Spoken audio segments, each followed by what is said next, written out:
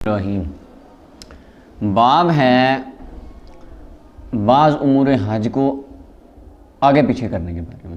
یعنی باب تو ویسے مطلق ہے، اس کا نام کوئی نہیں، اور ایک نسخہ کے اندر یہ ہے باب جواز تقدیمی و تاخیری فی بعض امور الحج، بعض حج کے معاملات آگے پیچھے ہو جانا. تو پہلی فصل ہے اس کے اندر 2655 نمبر روایت ہے. حضرت عبداللہ بن عمر بن عاص رضی اللہ عنہ فرماتے ہیں نبی علیہ السلام حجۃ الوداع میں ٹھہرے، منا میں لوگوں کے لیے ٹھہرے تاکہ لوگ آپ سے پوچھ لیں، سوال کر لیں. اب یہ بھی یہ ہے، یہاں پہ عالم کو چاہیے، آپ کو چاہیے کہ جب اگر جمعہ پڑھاتے ہیں، ابھی وہ کیا نام ہے اس کا مرید کے والا، اس نے یہ شروع کیا ہے ماشاءاللہ کامران نے، کہ اس نے کیا شروع کہ جمعے کے بعد 10 منٹ کا وہ وقفہ دیتا ہے اور سوال جواب ہوتے ہیں. تو جمعہ کے اندر میں سمجھتا ہوں یہ نشستیں آپ کو بھی شروع کرنی چاہیے کہ جمعہ جب ہو، یا کوئی بھی محفل میلاد کی ہے، معراج کی ہے، شب برات کی ہے، کوئی بھی علمی نشست ہے، تو اگر آپ کا گھنٹہ لیکچر ہے، آدھا گھنٹہ ہے، تو آدھے گھنٹے کو 20 منٹ کر لیں، 25 منٹ کر لیں، گھنٹے کو 50 کر لیں، اور آخر میں سوال جواب کی نشست ضرور کریں. یعنی لوگ اس طرح علم پھیلتا ہے، سوال و جواب ہو. اب نبی کریم صلی اللہ علیہ وسلم تھے، حضور نے خطبہ بھی دیا، اب پیچھے گزری حدیث، آگے بھی آ رہا، باب آ رہا پورا.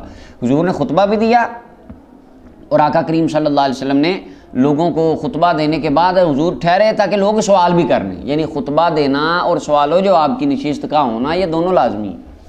فجاءہ رجل، ایک بندہ آپ کے پاس آیا، عرض کی یا رسول اللہ مجھے یہ شعور نہیں تھا، میں نے ذبح کرنے سے پہلے حلق کرا لیا، حالانکہ حلق ہوتا ہے ذبح کرنے کے بعد. حضور نے فرمایا ذبح کر، تو جا کے کوئی حرج نہیں، یعنی تجھ پر کوئی گناہ کا کام نہیں، تجھ پر گناہ نہیں ہوا. اس کی وجہ کہ اس وقت پہلا حج تھا، تو صحابہ کرام کو زیادہ تر معاملات کا، ترتیب کا، ان چیزوں کا نہیں پتہ تھا، تو اس وجہ سے نبی علیہ السلام نے ان کو یہ رخصت دے دی کہ تم کر لو.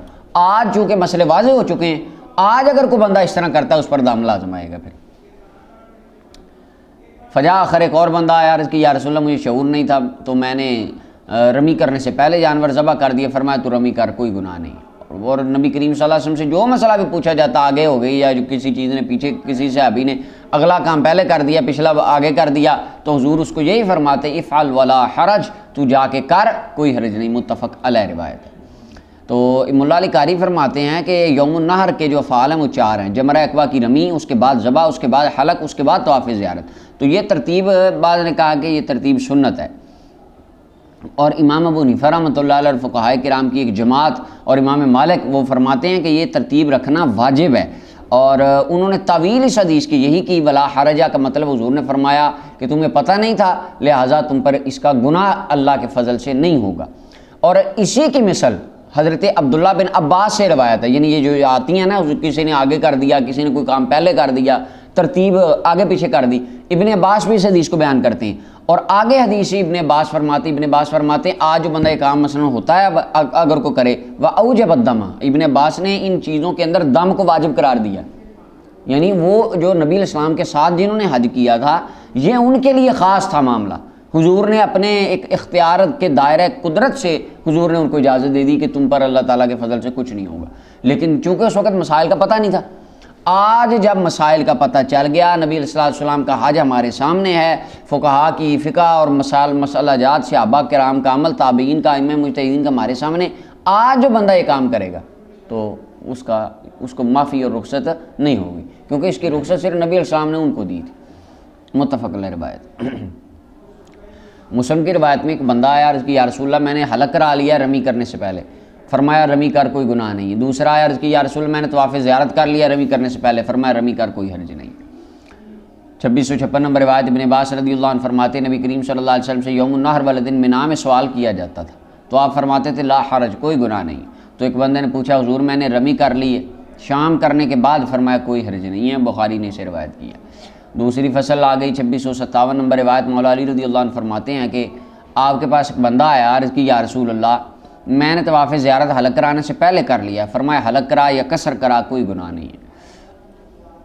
اور دوسرا بندہ آیا، عرض کی میں نے رمی کر لی ہے جمرات کی ذبح کرنے سے پہلے، جانور ذبح کرنے سے میں نے ذبح کر لیا جانور رمی کرنے سے پہلے. فرمایا تو رمی اب جا کے کر لے، کوئی گناہ نہیں ہے. امام ترمذی نے اسے روایت کی. 2658 نمبر روایت اسامہ ابن شریف فرماتے میں نبی صلی اللہ علیہ وسلم کے ساتھ حج کرنے نکلا، تو لوگ آپ کے پاس آتے، کوئی کہتا یا رسول اللہ میں نے صحیح کر لیا طواف سے پہلے، یا کوئی کہتا میں نے اس کو مؤخر کر لیا، تو یا آگے کر دیا یا پیچھے کوئی کام ہو، تو حضور فرماتے لا حرج، کوئی گناہ نہیں ہے سوائے اس بندے کے، وہ بندہ جو کسی مسلمان کی آبرو ریزی کرنے کے پیچھے لگ گیا، فرمایا وہ ظالم ہے۔ جو کس کی عزت کو پامال کرے، فرمایا وہ ظالم ہے وہ، اور فرمایا یہ بندہ ہے جو حرج میں مبتلا ہو گیا اور اس نے اپنے آپ کو ہلاک کر لیا، ہلاکت میں ڈل گیا۔ ملا علی قاری رحمۃ اللہ علیہ فرماتے ہیں مسلمان کی عزت کو تاتار کرنا، کوئی مسلمان اس میں عیب نہ ہو، اگر ہو بھی معاملہ، اگر عیب ہو تو ہمیں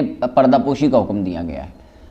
ملا علی قاری فرماتے ہیں کچھ روایتوں میں یہ بھی آیا ہے کہ مسلمان کی عزت کو تاتار کرنا، اس کی عزت کو خراب کرنا، یہ حرم مکہ میں جوف الکعبہ کے لفظ ملا علی قاری نے تو لکھے، کعبہ کے اندر، یعنی حرم مکہ میں مراد ہم لے سکتے ہیں کعبہ۔ اچھا یہ کام حرم میں کرنا گناہ ہے، کعبے کے اندر کرنا بڑا گناہ ہے، تو کعبہ کے اندر 36 بار، کتنی بار ہے؟